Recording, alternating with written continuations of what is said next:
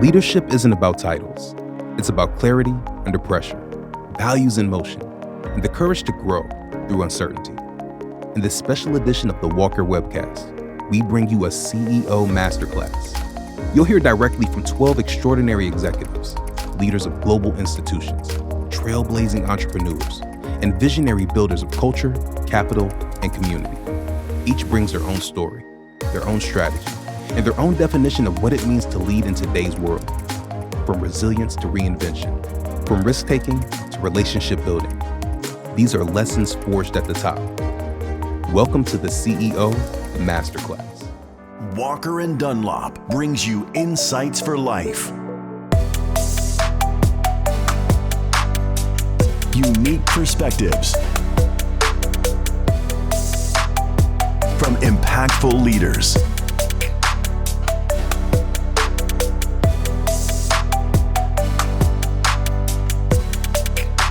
This is the Walker Webcast with Willy Walker.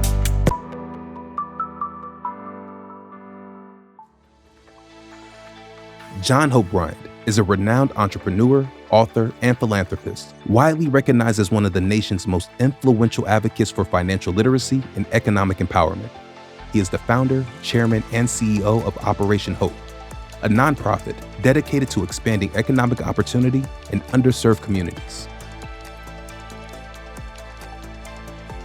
You are such an inspiration in so many different ways. Your speech at the Global Dignity Day in Norway in 2011, where Reverend Desmond Tutu was sitting in the front row, to anyone who has some time after potentially listening to this discussion, I would strongly suggest you go listen to that speech because it is truly something else. But there are two true gifts you have, John. One is you're an amazing storyteller. And the second is that you remember a lot of facts. When did you realize that you were smart?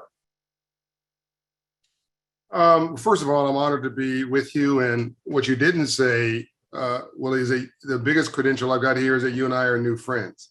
You're stuck with me for life, which I feel sorry for you. And to underscore the fact that we're not human beings having a spiritual experience, but spiritual beings having a human experience, and that energy matters, relationship, capital matters almost more than everything other than culture. I met you through Sean Horowitz, another sweet, amazing, brilliant soul. And I met Sean through Clayton Wyatt, who's a genius. He is. Indeed, he is. And that trajectory was tied to a business of mine that we're now growing. But it's all because we really liked and respected each other, not just because the numbers worked. And that was more relationship than transaction.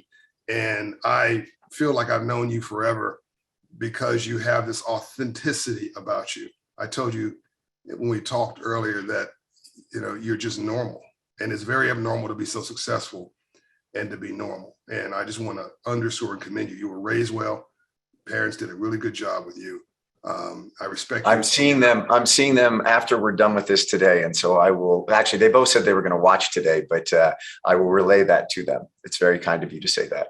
No, I'm just being accurate. I mean, they did a really good job, and success amplifies who you are. You grew this company from 50 million to 5 billion, and one of the Fortune 500's fastest growing companies consistently, now publicly traded, and outside success, and 3x the revenue, et cetera, and still kept your integrity about you. Still a nice guy. And success and failure, money and power amplifies your jerkdom or your niceness. If you're a jerk, money and power makes you a really powerful, wealthy jerk. If you're a nice person, it just makes you an incredibly nice and warm, wealthy individual who does more for the world. You're the latter. My mom told me, I don't think I've ever said this on publicly before. My wife knows, a couple of my friends know it. My mom told me when I was in elementary school that I passed some kind of a test that said I had a genius IQ. And this is Compton, California, so they didn't keep good records. And luckily for me, the records fell away, the memory fell away, so I didn't keep it in my consciousness. I just knew that I had to hustle every day because I didn't have a trust fund or a hookup, or I didn't know Willy yet, or Sean yet, or Tony Wrestler yet, or whatever. So I just had to hustle. That was my hustle. and that became my moniker, is get up early, work late, forget lunch. And, an entrepreneur works 18 hours, they keep getting a job. So God gave you 2 ears and 1 mouth. So you listen twice as much as you talk. So I've always just been really curious. Like Quincy Jones, how'd you get so smart? I'm just nosy as hell. That's what I asked him. I'm really nosy. But I think the key, Willy, is my mother told me she loved me every day of my life. There's nothing more powerful than your mother telling you that you are loved. And so I've said this quote at Operation Hope over the years, is the difference between being broke and being poor. Being broke is economic, but being poor is a disabling frame of mind, a depressed condition of your spirit, and you must vow never, ever, ever to be poor again. And so I've been homeless. As you know, I was homeless. I lived in my Jeep for 6 months, the Jeep that payments weren't made on, so they were chasing the Jeep. I lived in that for 6 months. I failed repeatedly from age 10 to 18, 20 years old. I've had lots of failure, but success is going from failure to failure without loss of enthusiasm. I take no for vitamins. I think it's not so much about being smart, it's about being resilient. There's a lot of smart people out here. There's a lot of people who are very learned, but they don't have good common sense. They don't, maybe have high confidence, but low self-esteem, right? And it's probably the most dangerous person in the world, beyond the person with no hope, Willy, is a person with power, money, position, confidence. Confidence means you have competence, and low self-esteem, and fear and insecurity. Now, I'm not going to name a name, but people listening to this, watching this, can get an image of a few people I just mentioned, a few people who for whom what I just described. And this fact, you don't need to describe any, but don't need to say a name. It just sort of jumps out at you. And I think in that way, the world's dangerous. And you got to handle people like they're emotional hand grenades, because you walk into every situation that can implode or explode, or possibly blossom with potential if you can nurture their fundamental goodness. And I think I'm resilient. I think I see the glasses half full, not half empty. I never give up, and I see possibilities in everybody, and I try to nurture those possibilities. Debra Cafaro is chairman and CEO of Ventas, one of the nation's leading REITs in healthcare and senior living. Recognized as one of the most powerful women in business, Debra brings resilience, strategy, and grit to the table. So you're one of only 2 women on that list of the 100 top CEOs that the Harvard Business Review published. And you've talked a lot about females in business, the lack of female CEOs, but you've also talked about that middle period of female careers. Beginning part, you're coming out of college, it's men and women, and employers basically are hiring both. Later on in life, you get to your level and you are going head to head with every single male in the corporate world as it relates to board appointments and all the incredible things that you do both inside and outside of work. But you talk about that middle period and how difficult that is for women. And I think about your career and having moved up in the legal profession, and then all of a sudden making that transfer over to the corporate world right in the middle of those middle years. Talk for a moment about how challenging that was. And if you were to give advice to a talented woman who is in those middle years today with those challenges between work demands and home demands, what would you advise them to think about? Well, that's quite a question. First of all, in terms of CEOs, even in the S&P 500, there are still only 5% women CEOs overall. So that is really important to understand the context after all these years. And some of that is this attrition that we see, mostly in the middle parts with young children, not exclusively. And what I would suggest, I've made a lot of sacrifices for my career, and I consider them just choices. We all make choices in life, whether we're men or women. And at its foundation, you really need to know who you are and what you want. And not everyone wants the same thing. I never sought balance. I sought achievement, excellence, learning, broadening, having new experiences. And that's not for everyone. I think we all need to make those choices, and we need to unflinchingly understand ourselves, and not what our spouse wants for us, our parents, what we thought we wanted for ourselves, but who we truly are. And when you can really assess that, the rest really falls into place, because you can then make decisions with confidence and organize your life accordingly. And so that's the advice that I would give, and be willing to take some risks, be willing to do kind of an upside downside analysis to say, hey, if I want this thing and I'm going to go for it, if I fail, then where will I be? Will I still be better off? Can I recover? Just like you would in a deal. And that can help you make good career decisions. Bill Ferguson is chairman and CEO of Ferguson Partners, an executive search and leadership advisory firm, and author of Living Beyond Your Dreams.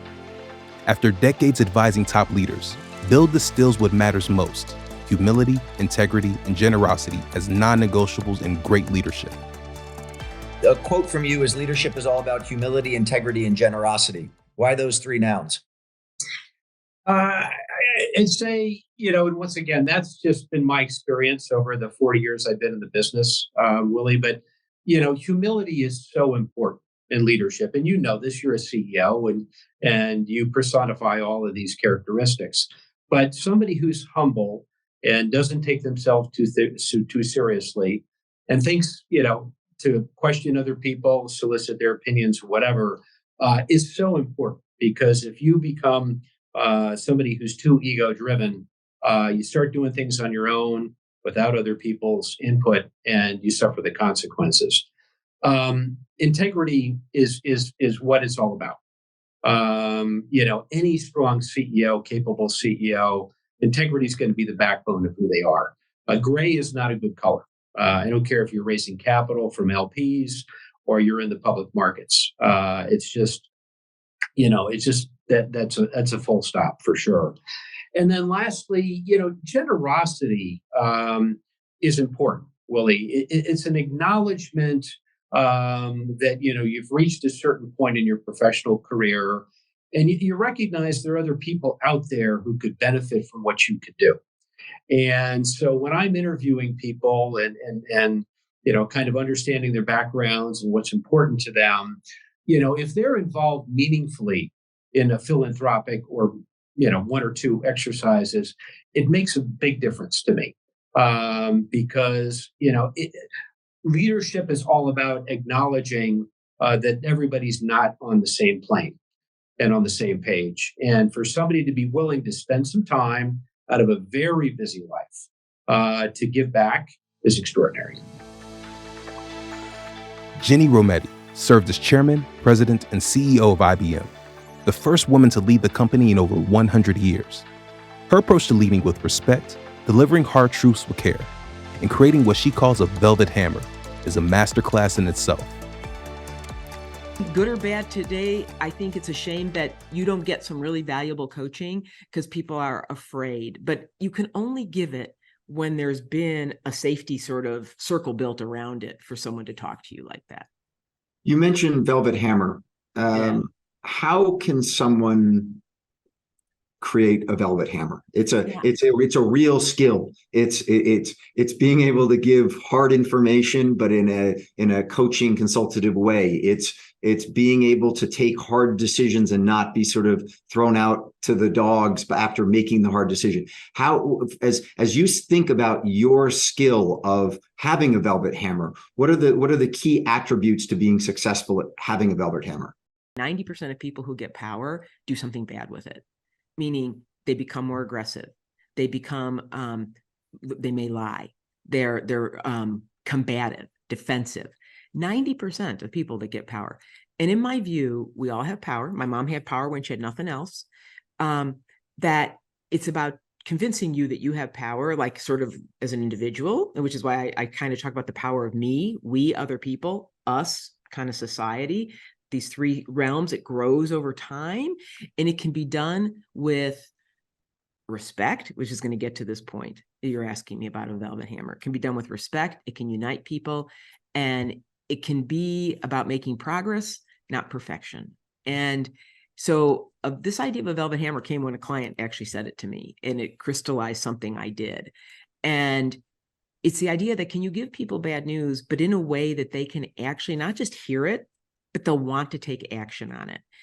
And so you say, well, what do you have to do in order to be able to do it? I think there's like something I came to learn that it's a fundamental first step before you can do it. And I think this is important for your firm, your clients. You got to be in service of something. And it's kind of one of these first principles I learned.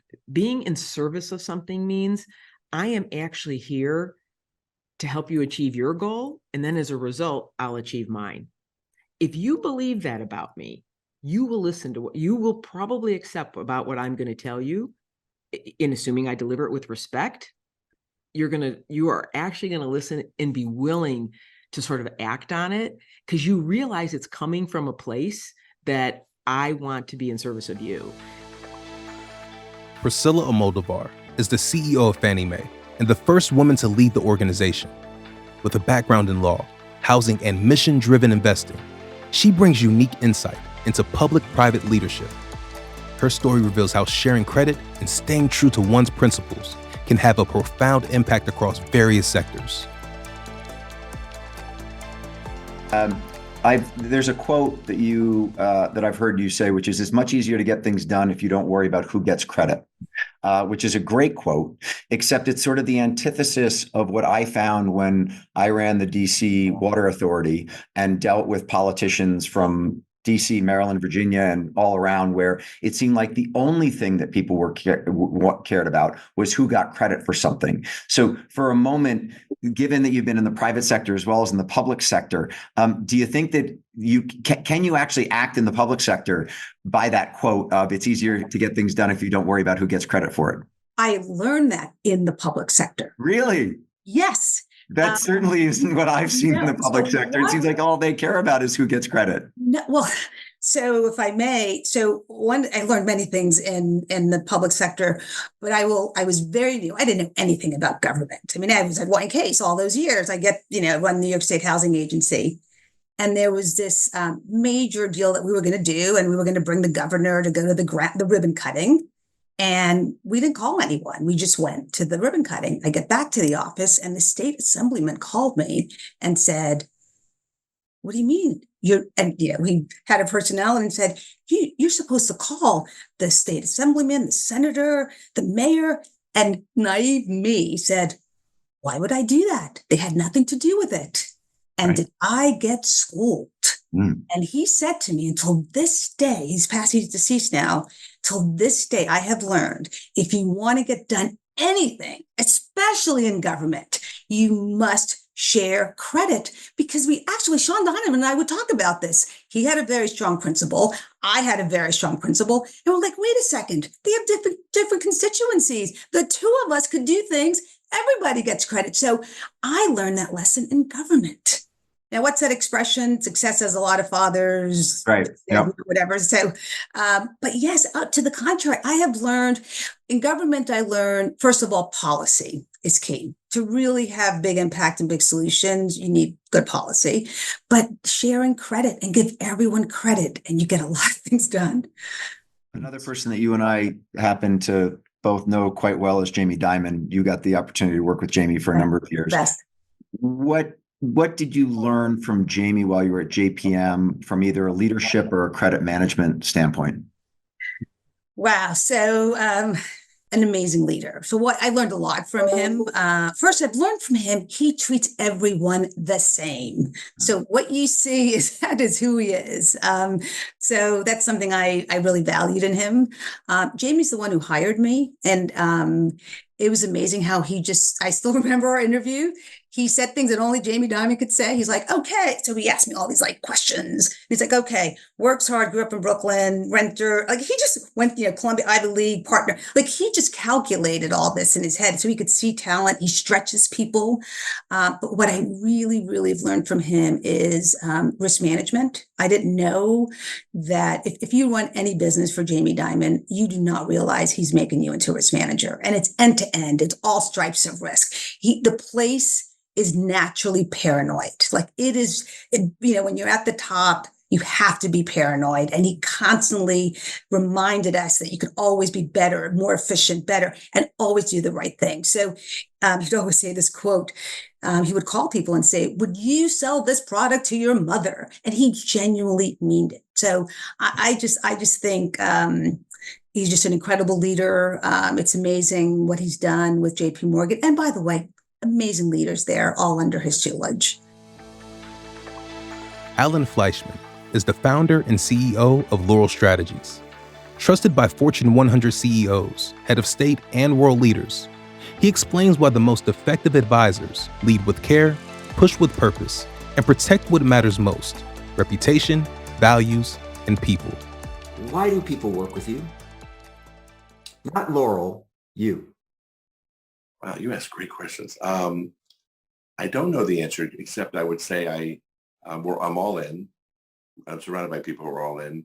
We don't make promises we don't deliver. I think our rate of success return is 99.9%. We envision together we will be there to both preempt and be proactive, to be responsive and reactive in ways that I think isn't normal. It isn't the usual way. We're very quick. We don't believe good is good enough.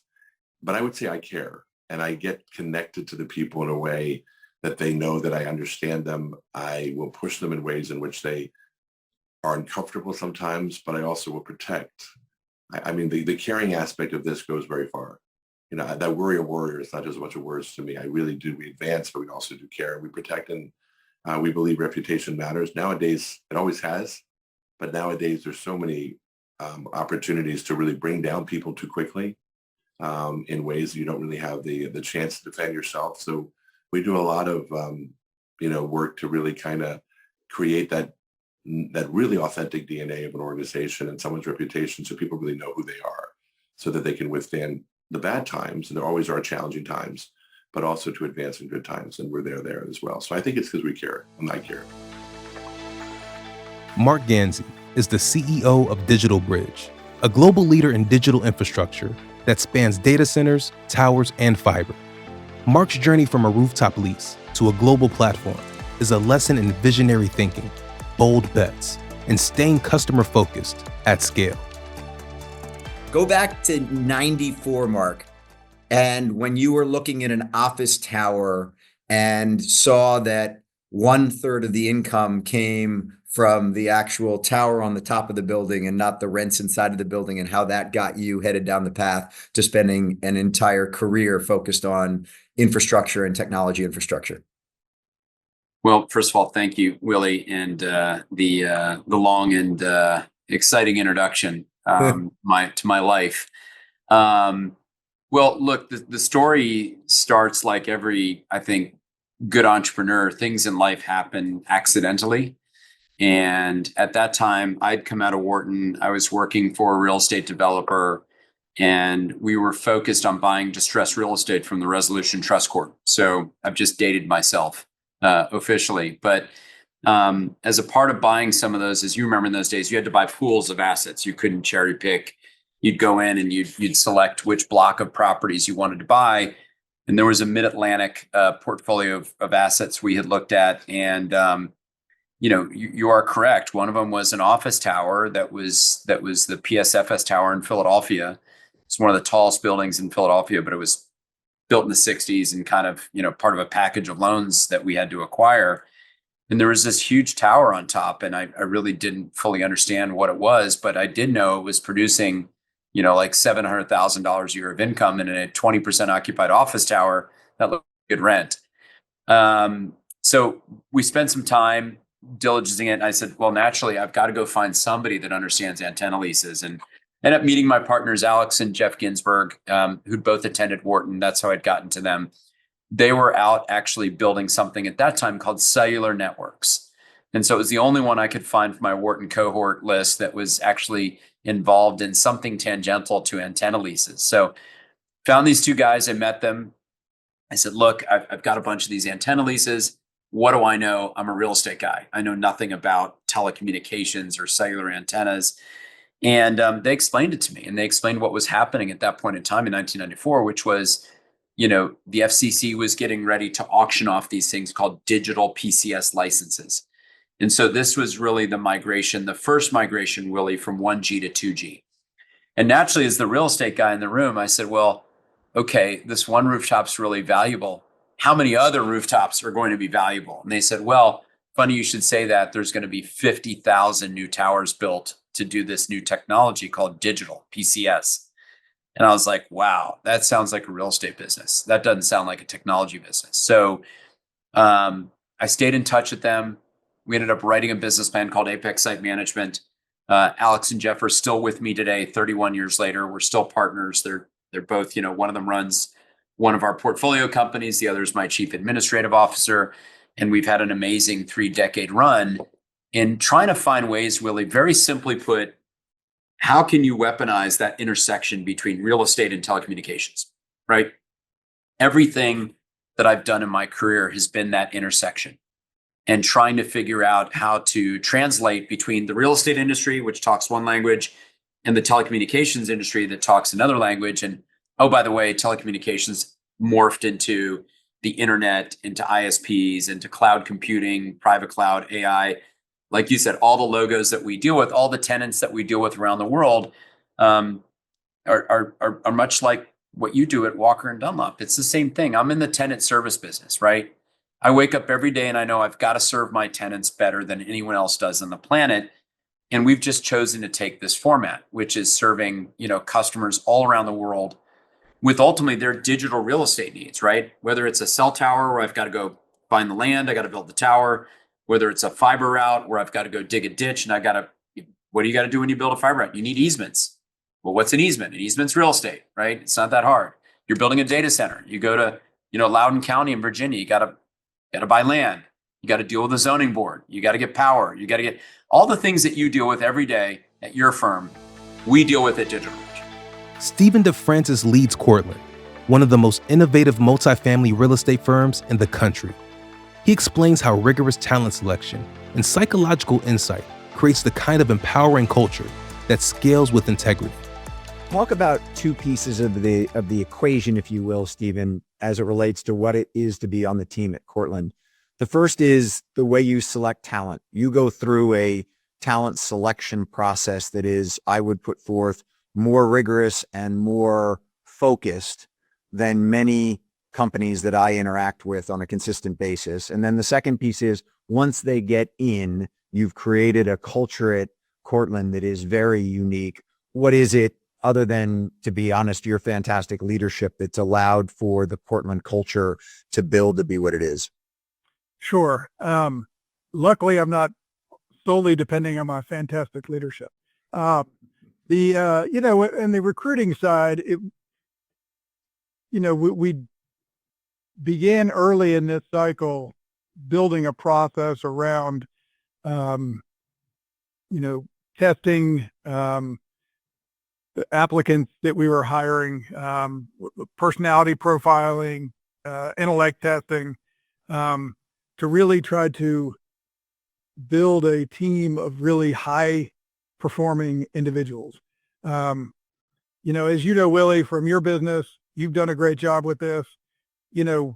High quality individuals tend to want to, it tends to grow on itself. So once you start with a small nucleus of really high quality people, they attract higher quality people who want to work with them. And then But a lot of it also isn't just about, intellect. It's just, there's a lot of great people who maybe, want something different out of their career than, a different set of people. So it's about starting with a process, through testing and we use an industrial psychologist to do all this work. So part of it's the intellect testing. That's sort of the more straightforward part. And then part of it is the profile, the personality, and making sure that we're getting folks with the right personality to meet the job that they're going to do. And it doesn't mean the right personality profile to work here or not work here. More typically, it's, the person that's going to be in interior design probably has a different set of personality profile than the person who's going to be in accounting and reporting. So a lot of that is just about, so much of it's about putting people in the right seat on the bus. But so a lot of effort around, the front end of, considering talent before bringing them in, and then a lot of focus on supporting our talent once they're here. Richard Baker is the governor, executive chairman, and CEO of HBC, the parent of Saks Fifth Avenue and Hudson's Bay Company. His leadership draws from a more than 350-year legacy and shows why culture isn't just a competitive advantage, it's a company soul. The right philosophy and the right culture. Great companies have culture. Great companies have DNA. And the culture and DNA of Hudson's Bay was very similar to my family and to my history. And the Hudson Bay Company was a company built by adventurers, people who had the courage to get in a very small boat and go from Scotland or England or Europe at the time and go across the world in a little wood boat to the Hudson's Bay and sign up for a 2-year assignment to trade beaver pelts with the First Nations people. And what did that entail? And that kind of risk-taking, courageous DNA has been living inside of Hudson's Bay and reproducing and existing for 352 years. And that DNA is how we run our business today. We are thoughtful adventurers who take understandable, quantifiable risks, and we maneuver and we do things no one else in the world does. I mean, whether it was going to Germany to buy the largest department store chain in Germany, or selling off our Zellers business to Target, or buying Saks Fifth Avenue, we have a very adventurous entrepreneurial spirit at HBC, which comes from our 352 years of history. The only way to function is to create a culture at your company, or to nourish an existing culture, or to replace a bad culture. We've done it all because we've bought and assimilated a lot of companies. And the only way to be a successful large organization is to have a culture where people understand the big plan. And we see often bad things that happen in bad culture companies. And it's not surprising. I can tell the culture of a company. I can call the CEO of any company and tell you in 10 minutes before I even meet or talk to the CEO what the culture of the company is. If his assistant is nasty or short or acts a particular way, that's the way the boss is. And if that's the way the boss is, it's all the way down the organization. And if you call the assistant and she's doesn't know who you are, but treats you very nicely and is courteous and hospitable, then the DNA of that company. And it's all about culture and being a leader to drive the culture. And there's no other way of doing it. It's impossible to run these big businesses without having the right philosophy and the right culture. Steve Case is co-founder of AOL and CEO of Revolution.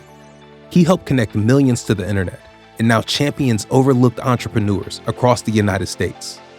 He shares how to stay focused during explosive growth and what it takes to scale without losing your center. As your market cap went from 70 million to 160 billion, how'd you stay disciplined to not chase the temptations, in the sense that you had so much currency to be able to go basically expand anywhere you wanted to? I'm sure you had offers to go vertically integrate into cable companies, to go into PC manufacturing. I mean, all the various ancillary services and goods that you had to interface with at AOL. How did you keep the discipline on your kind of core business during that explosive growth? Well, we did do a lot of acquisitions. We did recognize we had a valuable currency, and we made, I think it was 30 different acquisitions. So some were more niche product like MapQuest, one of the first mapping software companies. Some of the larger companies like Netscape, they created one of the first World Wide Web browsers. Then later, obviously, merging with Time Warner, which was a really big merger, actually the biggest merger ever. So we definitely used our currency and recognized there was some value to that currency. But we tried to your point, also make sure there's a strong focus on the core business, on the main business. So we kind of organized the company with AOL, that core business at the center, and manage some of these acquisitions off a little bit more on the side. But it was challenging for sure. When we went public, as I mentioned, we had less than 200,000 customers. We also had less than 200 employees. And then 7-8 years later, it was 10,000 employees. So it really became, after that slow decade, suddenly things were quite different. And I had to change, obviously, a lot of things I was doing, delegate even more and more, because I just had had so much going on, particularly not just in the United States, but at that point we started expanding around the world. So it was very challenging period. But I'd say some would say we didn't really have the discipline in terms of using our currency, because we made a number of acquisitions, but we believed that was really essential to make sure we broaden our portfolio of businesses, broaden our platform. So it wasn't just the AOL business, but we had a variety of other businesses as well. Marc Lipschultz is the co-founder and co-CEO of Blue Owl Capital, one of the fastest growing alternative asset managers in the world. He reveals how constructive dialogue, cultural inclusion, and respect for risk are central to building enduring organizations. Marc, one of the 4 ethos of Blue Owl is constructive dialogue. And when I read that, I thought about Ray Dalio. And I thought about the quote unquote constructive dialogue that Ray tries to put into his firm. And I'm just curious, given having a leadership team that is so wildly talented as you have at Blue Owl, there would be an assumption from an outsider that there are these super successful, super talented senior management team that sort of says, we're going there and let's go do it. And so having constructive dialogue as part of one of your ethos is, I thought, very interesting and important to understand. How do you, at a firm that is run by people who are wildly successful and have very strong opinions on things, make sure that constructive dialogue happens on a day-to-day basis? So like anything in culture, it is about reinforcement and sort of walking the walk. And again, like everything we do, I'm far from asserting we've got this sorted or perfected. And that would be my answer on any subject. Sort of everything's a work in progress. But the thing for, I guess, us is, at the end of the day, back to being a risk management oriented organization, risk protective, that tends to actually also fit with the culture where you're saying, listen, if you have a concern, express it, right? This isn't about one person's brilliant insight. It's actually about saying, how can we bring all the brain power? We have an incredible team here. We are so fortunate. Since inception, I'm sure there's an exception to every rule. I can't think of anyone that we have lost that went to a competitor. And I think that speaks to kind of cultural and kind of I think it's a good place to work, but I think it speaks to this culture of inclusion and dialogue and really valuing individuals' opinions. Bobby Turner is a pioneering social impact investor and the driving force behind Turner Impact Capital. Bobby shows us that doing good and doing well is more than a mantra. It's a business model, a legacy, and a reason to smile through the hard work. But how do you gain leverage from here? How do you really tackle these issues that you so clearly define and outline? Beyond talking to groups like this. Well, number one is we needed to prove out the thesis.